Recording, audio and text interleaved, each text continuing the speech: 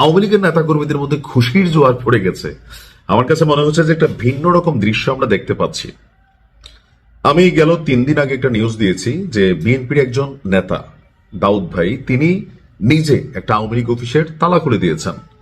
এমনকি বলেছেন যে আওয়ামী লীগের যারা ভালো নেতাকর্মী আছে, যারা কোনো অন্যায় করে নাই, কোনো অপরাধ করে নাই, তারা তাদের দলীয় কার্যক্রম ওই এলাকায় চালাতে পারবে। এর ঠিক পরের দিনই ঠাকুরগাঁয়ে ঘটেছে আরেক ভিন্ন ঘটনা। এরপরে দেখলাম খুলনাতে ঘটেছে আরেক ভিন্ন ঘটনা। অর্থাৎ একটা সিরিয়াল অথবা ধারাবাহিকভাবে এই ঘটনাগুলো ঘটছে।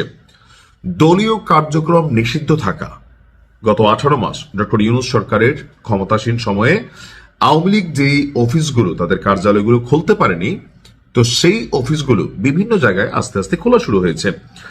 ঠাকুরগাঁয়ের পীরগঞ্জ উপজেলা কার্যালয় খুলেছেন নেতাকর্মীরা। এ সময় তারা জয় বাংলায় স্লোগান দিয়েছে।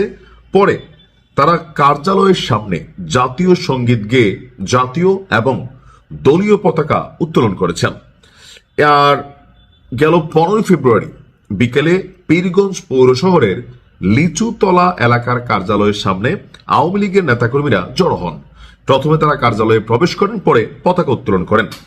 তো এই ভিডিও খুবই ভাইরাল সোশ্যাল মিডিয়াতে। আর এ ব্যাপারে পীরগঞ্জ উপজেলা আওয়ামী লীগের সহসভাপতি যিনি আছেন গোলাম রব্বানী, তিনি বলছেন, দীর্ঘ 18 মাস আমরা রাজনৈতিক কোনো কার্যক্রম পরিচালনা করতে পারিনি। আজ উপজেলা আওয়ামী লীগ সহযোগী সংগঠনের অনেক নেতাকর্মী একত্রিত হয়ে দলীয় কার্যালয়ে যাই। তারপর আমরা তৃণমূল আওয়ামী লীগকে ঐক্যবদ্ধ করতে তারা এই কাজ করে। আচ্ছা, অপরদিকে খুলনায় আওয়ামী লীগ কার্যালয়ে নেতাকর্মীদের প্রবেশের একটা দৃশ্য দেখেছি, আবার একদিকে ভাঙচুরের দৃশ্য দেখেছি। বলা হচ্ছে যে জাতীয় নির্বাচনের মাত্র 3 দিনের মাথায় খুলনা মহানগর এবং জেলা আওয়ামী লীগের কার্যক্রম নিষিদ্ধ ঘোষিত অবস্থায় থাকার পরেও নেতাকর্মীরা দলীয় কার্যালয়ে প্রবেশ করেছেন। বিকেলে তারা লোহার রড সংলগ্ন কার্যালয়ের নিচতলার কলাপসিবল গেটের তালা খুলে 2 তলায় গিয়ে বঙ্গবন্ধু শেখ মুজিবুর রহমান এবং আওয়ামী লীগের সভাপতি শেখ হাসিনার প্রতিকৃতিতে ফুল দিয়ে শ্রদ্ধা জানান। পরে এ নিয়ে ভিডিও ছড়িয়ে পড়ে। এখন এই দৃশ্যপটটা আসলে কেন হচ্ছে? বিএনপি সারা বাংলাদেশে যেই সিটগুলো পেয়েছে, এখানে একটা ইউনিটি ছিল আওয়ামী লীগের সাথে। কোথায় ছিল এটা বলি, স্বাধীনতা ইস্যু প্রসঙ্গে।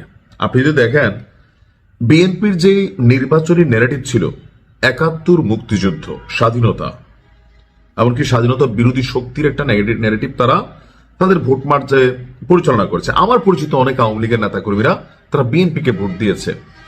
জামাতকে যে দেয় না একবার তাও না, হয়তো জামাতকে 5% দিলে বিএনপি দিচ্ছে 95%। যারা আওয়ামী লীগের নেতাকর্মীরা ভোট দিয়েছে, এটার মেইন কারণ হচ্ছে অনেকেই মনে করছেন যে 71 ইস্যুতে স্বাধীনতার পক্ষের শক্তি হিসেবে বিএনপি আওয়ামী লীগের বিপরীতে তারা শক্ত অবস্থান নিয়েছে। এবং 1971 সালের ইস্যুতে জামাত ইসলাম যেটা ভাবছিল যে 2024-এ এসে নতুন স্বাধীনতা, নতুন বাংলাদেশ, 71 ইস্যুটা আর আলোচনা করা হবে না, নানান জায়গায় কিন্তু এই ন্যারেটিভ বা পারসেপশনটা তৈরি করা হয়েছিল। তো সেই জায়গায় আওয়ামী লীগের নেতাকর্মীরা তারা মনে করছে যে স্বাধীনতার পক্ষের শক্তি হচ্ছে এই মুহূর্তে বিএনপি। এবং কি বিএনপির অনেক নেতাকর্মীরা আওয়ামী লীগের যারা ভালো নেতাকর্মী আছেন তাদেরকে কিন্তু অনেক জায়গায় বলছেন যে দেখো, আমরা যদি ক্ষমতায় যাই, তোমাদের বিরুদ্ধে যদি কোনো মিথ্যা মামলা থাকে, কোনো হয়রানিমূলক মামলা হয়, এটা দায়ভার আমরা নিব, দায়িত্ব নিব।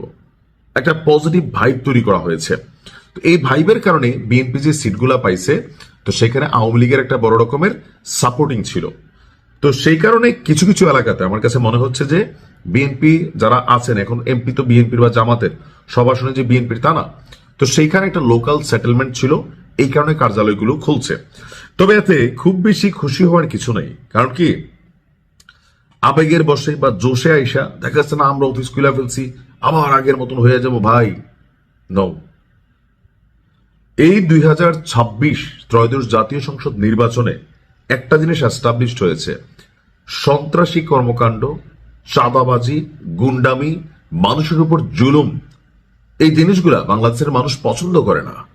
আওয়ামী লীগ সরকারকে পতনের মাধ্যমে একটা মেসেজ এই জাতি ক্রিয়েট করে দিছে যে যারাই বাংলাদেশের রাজনীতিতে লুটপাট, দুর্নীতি, অন্যায়, জুলুম, মিথ্যা মামলা, ধান্দাবাজি এগুলা করবে, এক টার্মের বেশি, এক টার্মও থাকতে পারে কিনা এখন সামনে এটাই হইতে পারে পাকিস্তানের মতো।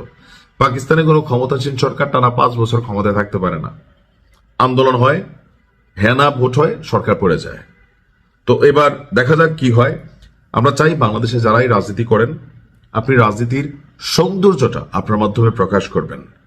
খারাপ কাজ করবেন, ক্ষমতা আছে অপব্যবহার করবেন, আওয়ামী লীগের দিকে তাকান। আবার আওয়ামী লীগের ভালো নেতাকর্মীদের দিকে তাকান। এত কিছুর পরেও আওয়ামী লীগের অনেক নেতাকর্মী আছে বাংলাদেশে, সম্মানের সহিত আছে। কেন? যখন ক্ষমতা ছিল তারা ক্ষমতাকে ব্যবহার করে, পুঁজি করে খারাপ কোনো কাজ করে নাই। যারা করছে দৌড়ের উপর আছে। আর মিথ্যা মামলা অনেকে হয়তো স্বীকার হয়েছে, এটা চলে যাবে। ভালো থাকুন। আসসালামু আলাইকুম।